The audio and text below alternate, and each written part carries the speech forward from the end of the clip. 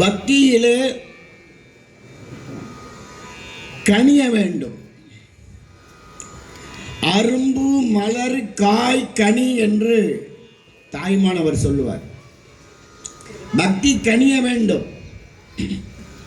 அப்படி பக்தி கனிந்தால்தான் அவன் பக்குவப்பட்ட பக்தன் என்று பொருள். சும்மா பார்வையில் கோயிலை வந்து பார்த்து விட்டு போறவெல்லாம் பக்தன் கிடையாது. சுற்றுலா பார்ப்பதை போல பலர் கோயிலுக்கு வருகிறார்கள்.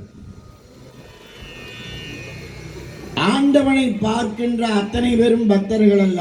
ஆண்டவன் யாரை பார்க்கிறானோ அவன்தான் பக்தன். ஆண்டவன் யாரை பார்க்கிறானோ அவன்தான் பக்தன். ஆண்டவனை பார்ப்பவன் எல்லாம் பக்தன் அல்ல.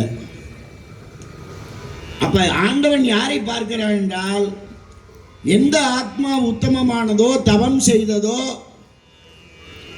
7 பிறவிகளிலே புண்ணியம் செய்ததோ அந்த ஆத்மாவை தானே வந்து தலையெடுத்து ஆட்கொண்டு அருளும் வான் வார் கடல் என்று மாணிக்க வாசகர் பேசுவார். நாங்க கூப்பிடல, தானே வந்து. அதுபோல புனிதவதியாருடைய வாழ்க்கையில இறைவனாக வந்தார். இந்த மாலை நேர வெயிலை பார்க்கின்ற பொழுது